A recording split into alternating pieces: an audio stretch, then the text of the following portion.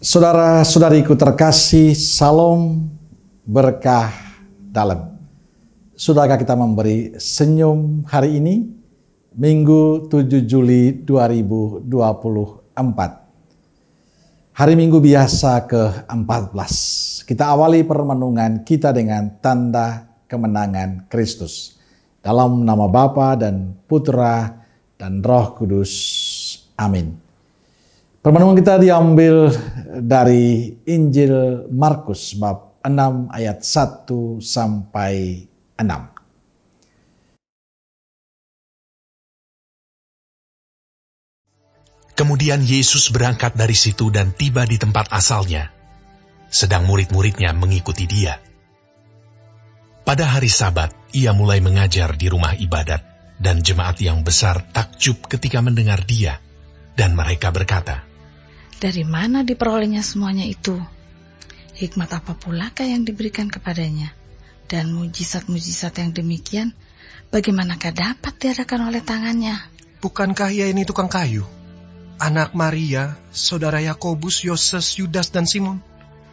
Dan bukankah saudara-saudaranya yang perempuan ada bersama kita? Lalu mereka kecewa dan menolak dia.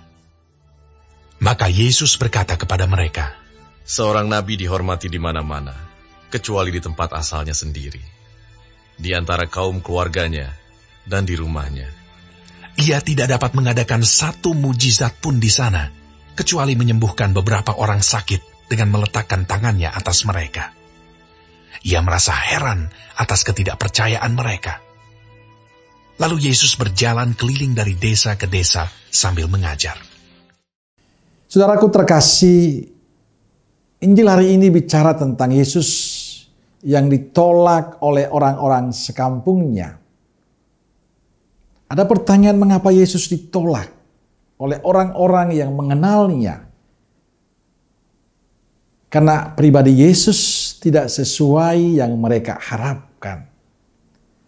Mereka menginginkan seorang Mesias yang bisa membebaskan mereka, bisa membuat mereka mengalami sukacita. Dan menurut mereka itu tidak mereka temukan dalam diri Yesus. Apalagi yang latar belakang keluarga, yang bagi mereka menjadi sesuatu yang aneh. Seorang Mesias dari keluarga yang sederhana, dari keluarga yang agak miskin. Keluarga seorang tukang kayu. Dan inilah yang semakin menegaskan mereka untuk menolak Yesus. Karena Yesus tidak melakukan mujizat apapun di daerah asalnya. Tapi menariknya Yesus tetap menerimanya dengan rendah hati. Ia tidak protes, ia tidak marah, tidak memaksakan kehendaknya. Ia menghargai apa yang mereka pikirkan dan mereka harapkan. Saudaraku terkasih, dalam kehidupan kita banyak kita jumpai sikap yang ditunjukkan orang sekampung Yesus. Kita menemukan banyak orang mengadakan penolakan terhadap kehadiran Yesus. Baik itu dalam pembangunan rumah ibadat ataupun dalam lambang-lambang kekatolikan kita. Orang begitu takut, orang begitu cemas bila kita menyebut Yesus. Aneh. Tapi itulah kenyataan yang kita temukan dalam kehidupan bangsa kita. Sebagai murid Kristus kita akan berhadapan dengan penolakan-penolakan itu. Kita akan mengalami, bahkan terus mengalami. Mengapa Yesus ditolak? Kadang kita tidak mengerti mengapa orang begitu takut dengan Yesus. Menurut saya, karena Yesus mengajarkan kebaikan. Karena Yesus mengajarkan cinta dan pengampunan. Karena Yesus mengajarkan belas rasa dan keadilan. Karena Yesus mengajarkan kebencian jangan dibalas dengan kebencian, tapi dengan cinta dan mendoakan. Dan masih banyak lagi hal baik yang diajarkan Yesus. Dan semua sikap yang diajarkan Yesus itu berlawanan dengan kebiasaan dunia ini. Dunia mengajarkan bencian, permusuhan, mengajarkan kekerasan, mengajarkan ketidakadilan dan ketidakbenaran. Tapi kebaikanlah yang diajarkan oleh Yesus. Saudaraku yang terkasih, berhadapan dengan situasi dunia ini, sebagai murid Kristus, apa yang bisa kita buat? Apa yang bisa kita lakukan? Mengikuti arus dunia atau menghidupi cara hidup Yesus?